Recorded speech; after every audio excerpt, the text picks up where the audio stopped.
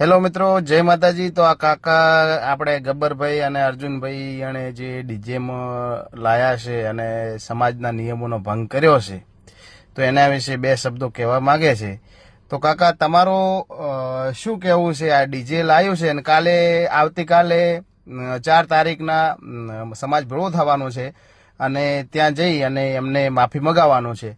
તો શું માફી માંગી લેશે તો પૂરું થઈ જશે કે કંઈ આગળ થશે કાર્યવાહી? ના, માફી માગે પૂરું કરશે તો મેળ આવશે નહીં, કારણ કે કાલે અમારે લગ્ન છે તો અમે એક ડીજે વગાડશે ને માફી માગી લેશે, મને છોડી મૂકશો? એ ના ચાલે।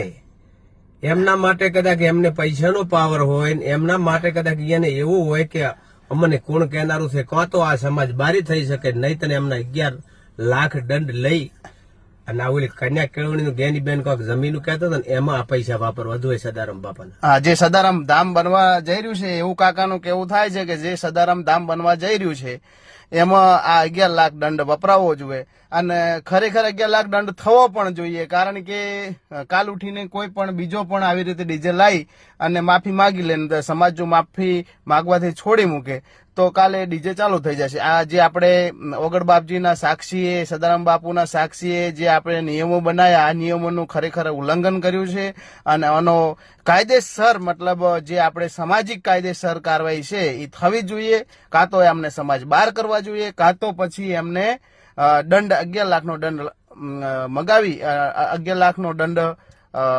નાખી અને સમાજ સામે માફી પણ માંગવી જોઈએ। અને કોઈ ને કરો તો સદારામ બાપુ નું ઓગળ બાપજી ને તો કોણ માનશે? હા, તો આ સમાજ નું કાલે બીજી સમાજ વાળા વાતો કરશે કે ભાઈ એને તો કોઈ નહીં, કૂતરાનો છે કોઈ દાડો કાશી જવાનો જ નથી, એવી જ વાતો બીજી સમાજ કરશે।